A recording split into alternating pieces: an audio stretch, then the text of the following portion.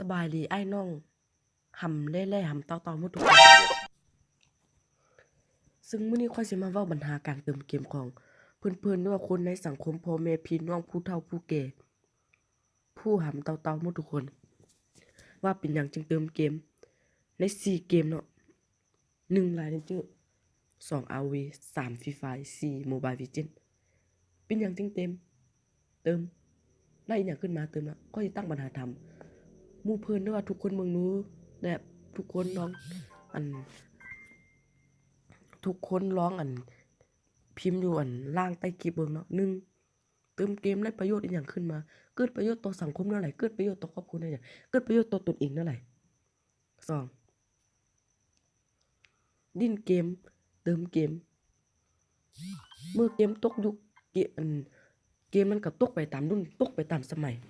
แล้วเมื่อเกมมันตกยุคก็บ่อยากดิ้นตึมแล้วสิตึมไปเพื่อหยัง3ซึ่งเกมตอนนี้เป็นเกมที่หัวร้อนหมดซึ่งเข้าไปแล้วมีเวียกมีการก็ยกตัวอย่างโมบาย ROV ซึ่งเข้าไปห้องแรงเข้าไปแล้วออกบ่ได้ออกก็ถูกลดคะแนนมีคะแนนเครดิตถูก AFK ถูกลาถูกว่าหลายสิ่งหลายอย่างเกี่ยวกับเกมพวกนี้แต่ว่าเป็นหยังพวกเจ้ายังดิ้นกันอยู่แต่ว่าเป็นหยังจึงมักดิ้นแต่ว่าในช่องของข้อยก็จะมีคนถามเป็นหยังข้อยเว้าแบบนี้แล้วมีคนลงคลิปเกี่ยวกับการเล่นเกม Free Fire การเล่นเกม Free Fire มันเป็นหมู่ของข้อยเนาะซึ่งลาวก็เป็นคนติดเกมเนาะซึ่งฮู้ประวัติของข้อยว่าข้อยน่ะเติมเกมวันละตื้อแต่ก่อนซึ่ง18เครื่องในลาวเติมเกมวันละตื้อแต่ตอนนี้กลายมาเป็นคนถูกโจรใช้โทรศัพท์มือถือที่ว่าเขามาเลาะขายในราคาแสนปลาย2แสนซื้อมาใช้ในปัจจุบันมือถือเก่าๆแรกๆของคนอื่นมาใช้เป็นผู้ที่ห้ามือที่ห้าก็ยังใช้อยู่ย้อนหยังย้อนการเติมเกมติข้าวบางมื้อก็บ่ได้กินย้อนบ่มีเงินย้อนการเติมเกมถ้าหากว่าเกมแม่นสามารถบรรจุลำดงไปตลอดโดยที่ว่าบ่ตกยุคบ่ตกสมัยเฮาก็สามารถเติมได้แต่ว่าเกมทุกเกมข้อยได้สังเกตมาแล้วว่าจะลงหลังเท่าไรก็อย่าจะนิยมเท่าไรก็อย่าผ่านไป5-6 ปี10 ปีมันจะต้องตกยุคว่าเกมใหม่ก็จะต้องออกมาผู้ผลิตเกมก็จะต้องผลิตเกมแล้วออกมานั่นอยากข้อยจะเว้าแต่เป็นหยังอยากดิ้นกันหลายอยากเติมกันหลายแต่นับว่าเงินจำนวนที่ว่าเติมเอาไปเฮ็ดแนวอื่นดูบ่ดีว่ะ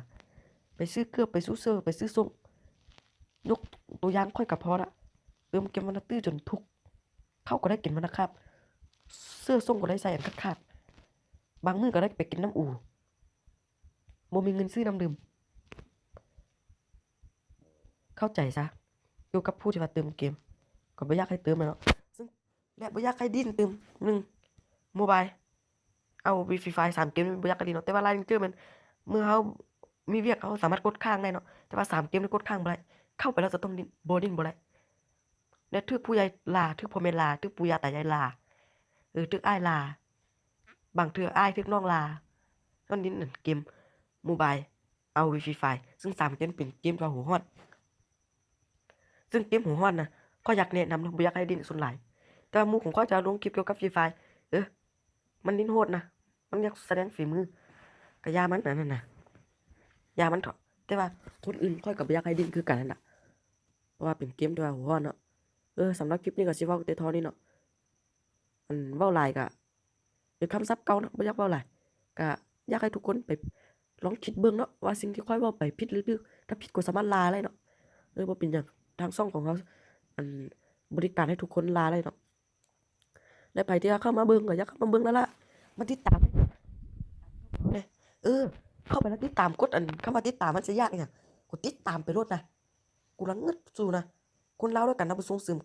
คนลาวด้วยกันบ่อยากติดตามกันเฮ็ดหยังเฮ็ดแนวใดว่าแนวน่ะให้คนต่างประเทศเข้ามาติดตามฉันบ่กูละงึดฝากกดติดตามเด้อไผที่เข้ามาเบิ่งอะเท่านี้ล่ะเกี่ยวกับคลิปนี้